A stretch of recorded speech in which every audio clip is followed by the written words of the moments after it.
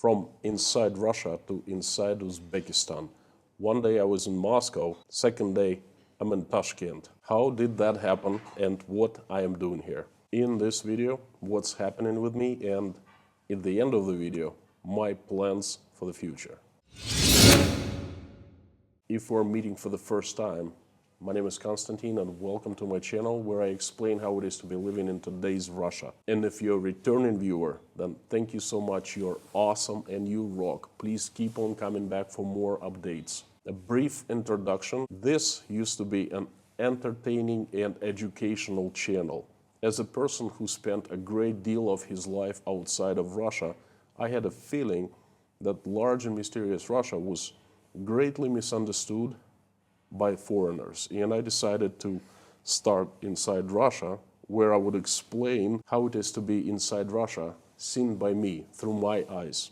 Everything changed on February 24th, 2022. Since then, I've been doing daily live streams and filming updates of pressing issues and current developments of tragic events. Please join my daily live streams for more information. Well, I'm in Uzbekistan.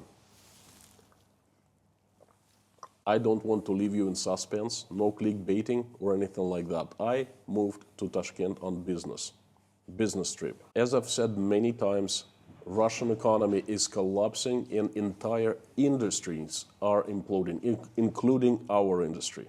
So I have been sent here to Uzbekistan to scout market and see how we can benefit entering this new market. And this is just a coincidence, a great coincidence, that being in Uzbekistan is much safer than being in Russia.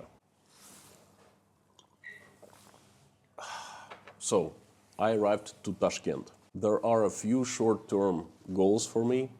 Basically, I need to establish a base here for myself and possibly for other colleagues that might be moving to Uzbekistan. I need to, first of all, register and do all the formalities with Uzbek government, and there are some formalities. Then get myself a means of communicating, mobile internet and telephone, then open myself a bank account, find and rent an apartment, and, basically just do all these necessities to establish a small base. I must say that I am very familiar with this country, with this culture and these people. Spent 2 years in Tashkent and Fergana in Uzbekistan about 10 years ago. I actually had my own company and we had 2 offices here in Uzbekistan. We had a large team of people working for us. We started with Fergana and we expanded into Tashkent. So I was the one in charge of opening offices, hiring people, being present here on the ground. So I know this place. I'm experienced. I actually made couple videos how we were trying to make $1 million doing business from Uzbekistan, me and my partner. You can check out videos right here. There are links and also will be links in the description to this video. I have tons of stories about this place, okay? I have told already in the videos and I will be telling more stories as I feel more being here. So I'm very familiar with this place. I know culture, I know the ways how people behave here, how they do business, how it is to break into this marketplace and things like that. I have experience dealing with the locals, and that's #1 skill required. Because let me tell you, if you don't know how to deal with the locals, with the Uzbek people here, you might overpay a lot. 3, 4, 5 times. You can just, it's easy. They're very nice and welcoming people, but they know how to make a buck and they're very sly. And if they see you're a foreigner and you can be, wrapped around the finger, they would wrap you around their finger, no questions asked. So you gotta know how to deal with them. One thing about Uzbekistan is tea. This country has unique tea culture. These people drink tea for reason or no reason, from morning till night, and they mostly drink green tea. It's so good. In Uzbekistan, it's really hot, and green tea is the only thing that quenches your thirst in the summertime. So it's It's not even a drink, it's a religion of Uzbekistan. And their teas are very basic. They're not like Russia, where you can find peach tea or sour cherry tea or, like flavored tea or something like that. No, here in Uzbekistan, there are two kinds of teas, black and green. But it tastes so different, so good from all other places that I have tried teas.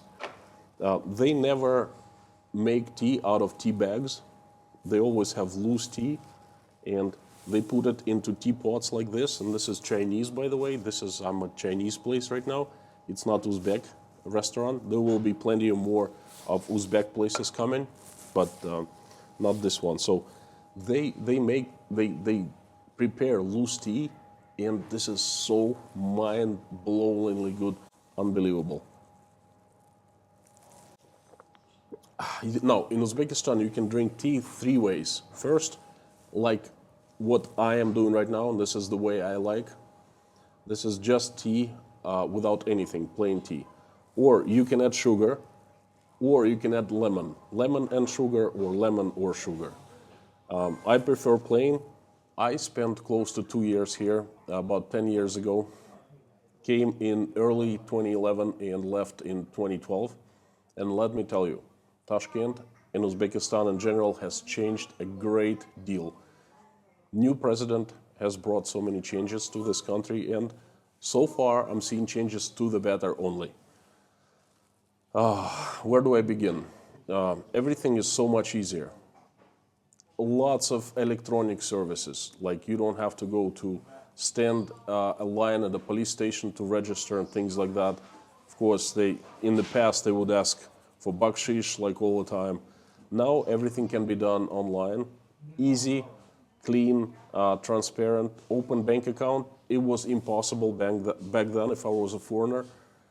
Right now, easy. Actually, I saw tons of Russians here in Uzbekistan, in Tashkent, flying with me and just looking for apartments, opening bank accounts, like Russians everywhere. So it's easy. Much cleaner, more new buildings, just in general, more new stores, more restaurants in general. I have very, very good feeling about Uzbekistan right now. Even more freedom in the air. Cops are being cops. They do their duty.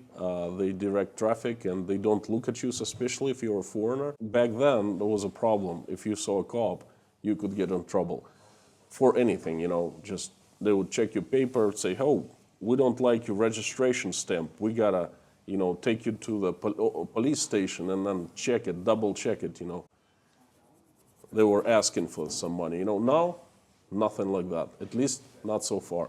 But I'm already seeing it in the air. Officials work much better and more transparent. It's a good thing. In general, I am feeling much lighter here. In Russia, this tension is in the air. You know what's going on in Russia. We've had this 1 month anniversary of this military operation a couple days ago. And let me tell you, Russian society has changed quite a bit. It has split in two camps, so to speak. One camp is people who do not support this operation, and another camp is who do support the operation. And every day, increasingly, more tensions grow between these two groups. Okay, unfortunately, that's what I had been seeing in Russia. Every single day, tension had been increasingly growing. I don't know where it's going to lead to. Dmitry Peskov, the press secretary of Vladimir Putin, was right. He said that a few days ago in an interview he said that the society is split. It's about 75% supports this military operation in Ukraine, and about 25% doesn't. And I think he's more or less right, give or take. It shows everywhere. You got to understand, it's become so psychologically difficult because so many people I know, I call a few people, my friends, old friends, and the first thing they ask is, what side you're on?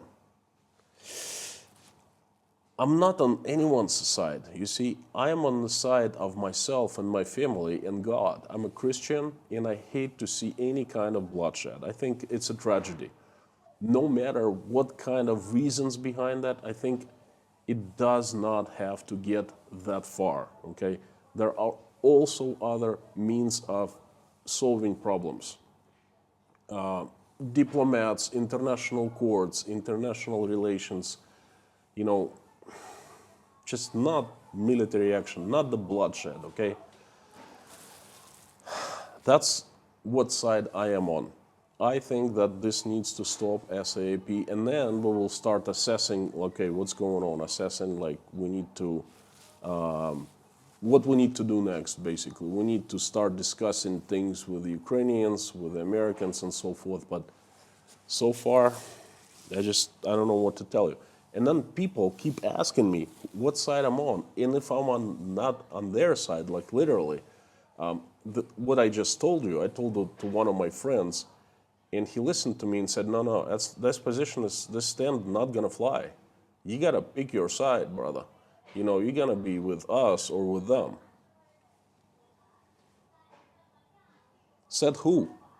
Since when? Why do I have to pick a side? And like, you know, it definitely, why do other people think they can put pressure on me to form my opinion? This is absolutely insane. And things like that have been, you know, growing in Russia, moods like that. I got to Uzbekistan and that's absolutely different here. People are aware and they just living their daily lives, okay? They're not divided into two camps.